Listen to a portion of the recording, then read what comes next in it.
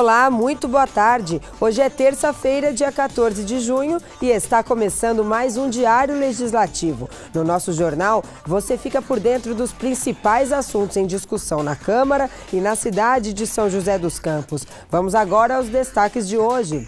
SEI das Desapropriações transfere reunião para a próxima segunda-feira e agenda 5 depoimentos.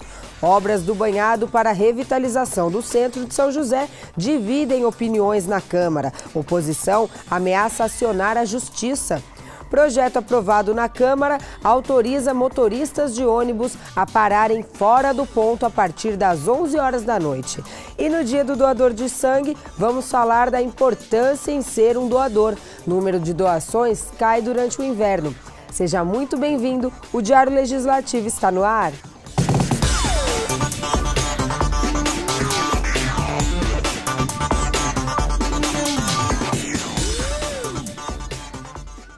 A reunião da SEI das Desapropriações, marcada para a tarde de ontem, foi adiada para a próxima segunda-feira. 5 pessoas devem ser ouvidas. Mais detalhes na reportagem. A reunião da SEI das Desapropriações precisou ser adiada. Não houve quórum suficiente para que os vereadores pudessem realizar o encontro. Apenas os vereadores Wagner Balieiro e Juvenil Silvério participaram da reunião. E para dar validade aos trabalhos é necessário o mínimo de 3 membros. Os vereadores Carlinhos Tchaca e Renata Paiva alegaram motivo de saúde. Já o vereador Roberto Deleven não chegou a tempo. No encontro estavam previstos os depoimentos de servidores do Departamento de Patrimônio Imobiliário e da Secretaria de Assuntos Jurídicos da Prefeitura. Em função do quórum, a SEI também não pôde realizar a vistoria ao Camelódromo de São José. Os trabalhos foram transferidos para a próxima segunda-feira, dia 20 de junho.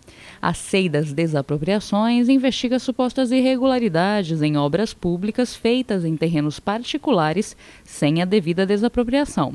A TV Câmara transmite ao vivo todas as reuniões da SEI.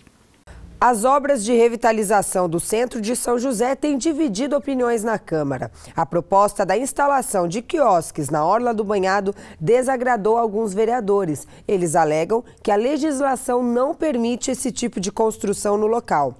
A bancada do governo diz que o interesse social justifica a obra. Veja. O início da construção de quiosques na Orla do Banhado pela Prefeitura tem gerado diferentes opiniões entre os vereadores. As construções que serão exploradas por bares fazem parte do projeto Novo Centro. Uma licitação para a concessão do serviço está em andamento. Os vereadores de oposição ao governo apontam que uma lei municipal impede que se façam construções acima da calçada no Banhado. Além de ser uma obra que nesse momento, dada a economia da cidade é bastante enfraquecida, uma obra desnecessária por conta de outros problemas que temos a enfrentar na cidade, esta obra ainda vem com um problema seríssimo, que é a questão de construir acima da cota do nível da rua. Na legislação municipal é proibido construir qualquer coisa que impeça a visão do banhado, que é um patrimônio preservado. A falta de consulta à Câmara para a construção também foi questionada. Para fazer essa obra deveria passar pela Câmara mudança da lei de zoneamento. Não tem. Com o DEFAT também, que a gente sabe, a gente está questionando isso do governo, até o presente momento também não tem. Agora, será que a Prefeitura ela é superior à lei municipal? É a pergunta que fica no ar, né? Então estamos indagando, vários ambientalistas têm nos questionado, nós como somos relator da Comissão do Meio Ambiente, a gente tem feito isso, estamos relatando, porque até o presente momento o próprio secretário de Planejamento não responde ao nosso questionamento.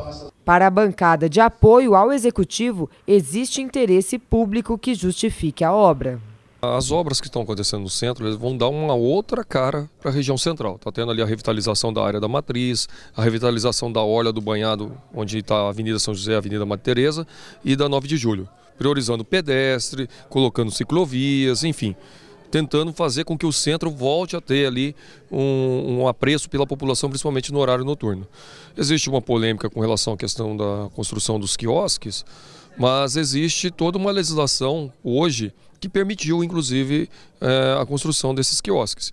Existe a polêmica porque também tem um artigo da lei que fala que não pode ter nenhuma construção acima do nível da rua na orla do banhado. Mas, ao mesmo tempo, quando há de interesse público, quando é um projeto que tem aí a participação da prefeitura, ele segue diretrizes urbanísticas próprias, que estão lá também contempladas na mesma lei que proíbe. Os envelopes com as propostas para a exploração destes quiosques serão abertos no próximo dia 5 de julho. Mulheres, idosos e pessoas com deficiência que precisam do transporte público durante a viagem vão poder contar com uma grande ajuda na viagem de volta para casa.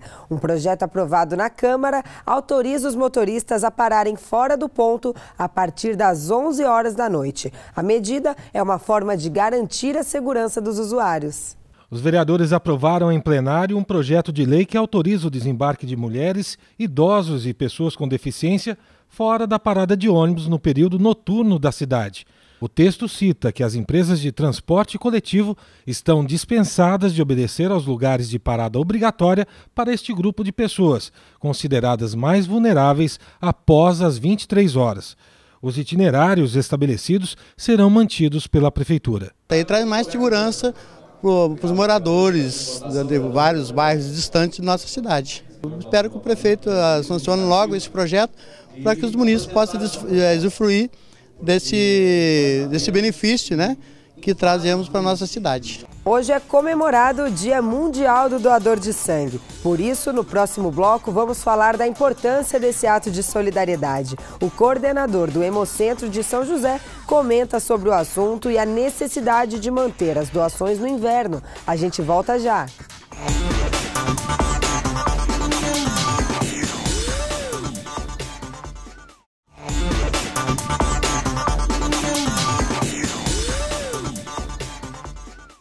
Olá, estamos de volta com o Diário Legislativo. Hoje é comemorado o Dia Mundial do Doador de Sangue. A data serve para lembrar a importância desse ato que, além de solidário, pode salvar vidas. E para discutir o cenário das doações aqui em São José, nossa equipe de reportagem conversou com o coordenador do Hemocentro da cidade. Ele lembra da importância de manter a doação de sangue no inverno, o período de menor movimento no Hemocentro.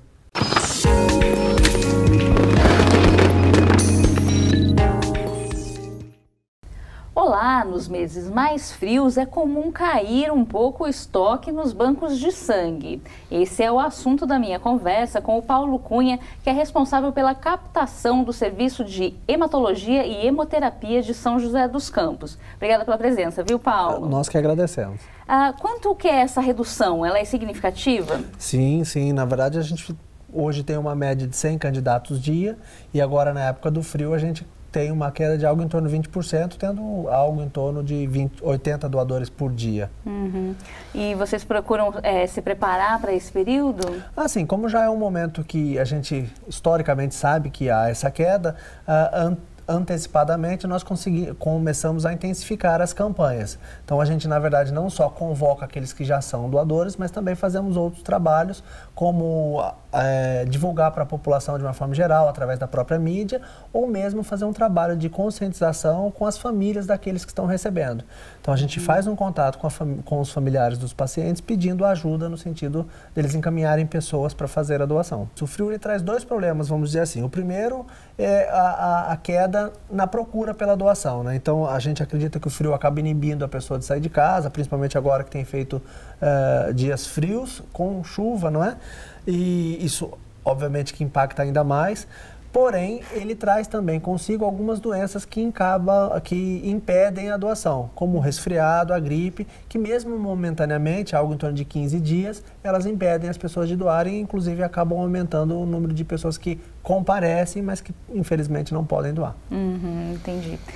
Depois de coletado esse sangue, vai para quais lugares? Para que hospitais? Olha, hoje nós atendemos 32 hospitais aqui de todo o Vale. Na verdade, a gente atende as cidades de Jacareí, não é? São José dos Campos. Nós atendemos também em Taubaté, Caçapava, Pinda e Litoral Norte, na cidade de Caraguatatuba. Hoje a gente conta aí com uma média de 3.000 bolsas transfundidas por mês. Então a gente precisa realmente que as pessoas contribuam fazendo esse gesto humanitário que é a doação de sangue. Quanto tempo leva? Como que é o processo, passo a passo?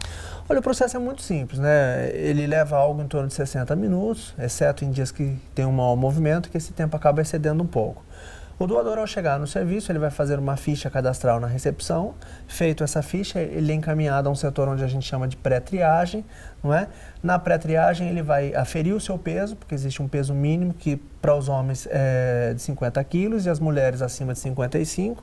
E nesse setor ele ainda faz um teste de anemia. Passada essa etapa, ele é encaminhado para um setor chamado triagem, onde ele passa por uma entrevista com um profissional do serviço, onde é avaliado se efetivamente esse doador tem as condições para fazer a doação. Aqueles que puderem doar serão encaminhados para a sala de coleta. A doação sendo realizada, esse doador ele vai para a sala do lanche e aí ele está liberado. Nessa parte da entrevista, que tipo de pergunta que é feita? Olha, é avaliado questões comportamentais, né, como muitas vezes algum uso de droga, relacionamento sexual, também questões como a própria saúde do doador, se ele está com alguma doença, algum tipo de tratamento. Quais são os mitos que ainda persistem em relação à doação de sangue? E o que é realmente verdade? Né? Isso é uma questão que ainda hoje, com todo esse aparato tecnológico que nós temos na divulgação da doação, né, e na comunicação de uma forma geral, ainda persiste, né? Então ainda é muito comum a gente encontrar pessoas que acreditam que possam contrair alguma doença, por exemplo, e obviamente que isso não vai acontecer, o material é todo descartável, não é? Uma vez que a gente utilizou naquele doador, ele é descartado, portanto não vai transmitir nenhuma doença. Além disso, alguns ainda acreditam que doando sangue, o sangue vai engrossar ou vai afinar, o que também não acontece. É importante ressaltar para a população, né, para os doadores, que esse processo de renovação do sangue, ele já acontece naturalmente. Então, as células do sangue, elas têm um período de vida útil, vamos dizer assim, dentro do nosso organismo, e que diariamente essas células são eliminadas, aquelas que chegaram, né, no seu limite de vida útil, e são repostas. Então, quando a pessoa faz a doação, na verdade, ele só acelera esse processo de reposição. E não é para fazer jejum antes de chegar lá no hemocentro. As pessoas, na verdade, elas acabam ligando a doação de sangue com o exame laboratorial, né? E são coisas distintas, na verdade. O exame, sim, é necessário jejum. Já a doação, não. O que nós pedimos, na verdade, o que nós orientamos a população é que eles evitem alimentos muito gordurosos no café da manhã. Leite, derivados do leite, ovos, frituras, alimentos embutidos, né, presunto, mortadela, essas coisas mais gordurosas é importante ele evitar. Mas nada impede que ele tome um suco, um café puro, chá, pode adoçar, não há impedimento no açúcar, né, ou mesmo no adoçante, quem faz uso de adoçante. E para comer pode ser fruta, bolacha água e sal, torrada, pão francês, pode se alimentar à vontade. Quanto tempo depois de doar a pessoa tem que esperar para novamente procurar o serviço? As mulheres, elas podem doar a cada 90 dias, porém, e realizarem 3 doações no período de 1 ano. Certo. Já os homens, o intervalo é menor, são só 60 dias, e eles podem realizar 4 doações no período de 1 ano. Obviamente que isso tem muito a ver com o fluxo menstrual, né? Da perda de sangue da mulher através do fluxo menstrual. Tem algumas pessoas que realmente não podem, diabéticos, gestantes, tem alguma... Existem. Basicamente, eu diria para você que quem já teve algum tipo de câncer é impedido de doar. Pessoas que fizeram algumas cirurgias, né, como cirurgia no cérebro, uma cirurgia no coração, uma cirurgia bariátrica, são impedimentos definitivos. Gestante realmente não pode doar e basicamente isso. Agora, tem outras questões, como você comentou, a diabetes, que muita gente acha que por ter diabetes não pode doar. Isso não é fato. A diabetes em si, ela não impede a pessoa de doar, exceto se o doador tiver que controlar a sua diabetes com a insulina. O que impede, na verdade, não é a doença de base, sim a insulina. Agora, aqueles que controlam com alimentação, ou mesmo o uso de medicamento, podem doar. O mesmo acontece, como um outro caso muito comum, a pressão. Então as pessoas acham que tem pressão alta, não vão poder doar. Podem doar. Na verdade, vai depender do medicamento que ela faz uso. Um outro exemplo que a gente não pode deixar de citar, que é muito comum, é a dúvida sobre a hepatite. Né? A hepatite, o critério é bem básico. Quem teve hepatite quando criança Ou seja, até os 11 anos de idade vai poder doar normalmente. Quem teve hepatite após os 11 anos de idade, esses ficarão impedidos de doar. Entendi. Bom, muito obrigada pelas informações, pelos esclarecimentos. E nós vamos ficando por aqui. Até a próxima.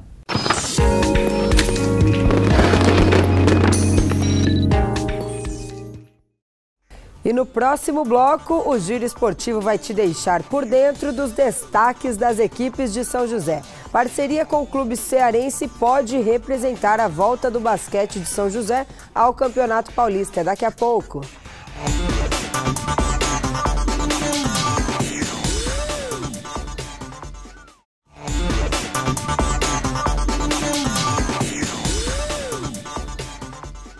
Olá, estamos de volta com o Diário Legislativo. Se você está em busca de emprego aqui em São José, acompanhe as vagas disponíveis no PAT da cidade e na nossa agenda de serviços.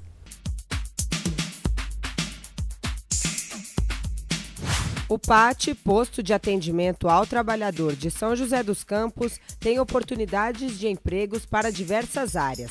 As vagas disponíveis são para ajudante de cozinha, atendente de lojas, auxiliar administrativo, auxiliar de limpeza, cozinheiro industrial, mecânico, motorista, recepcionista e vendedor. Para se candidatar é fácil, é só comparecer ao PAT levando RG, CPF, carteira de trabalho e o cartão cidadão.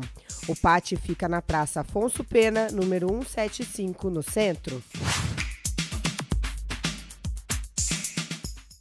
E a terça-feira promete muitas risadas. Confira a programação para a cidade na Agenda Cultural.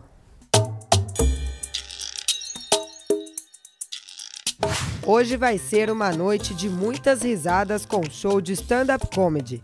O número conta com a participação dos humoristas Igor Guimarães, Maloca e Renato Albani. A apresentação é às 8 da noite em um bar que fica na Avenida Cassiano Ricardo, número 1594. Ingressos a R$ 30. Participe da nossa agenda enviando sua sugestão para o e-mail tvcamara@camarasjc.sp.gov.br.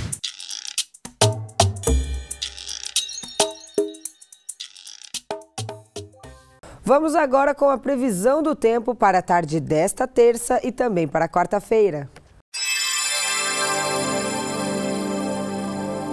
A tarde desta terça-feira vai ser de sol entre poucas nuvens. Não deve chover. As temperaturas continuam amenas e a máxima não passa dos 19 graus, mínima 6. O sol também deve predominar durante toda a quarta. As temperaturas sobem um pouco e a máxima alcança os 21 graus, mínima 6. A probabilidade de chuva é de 5%.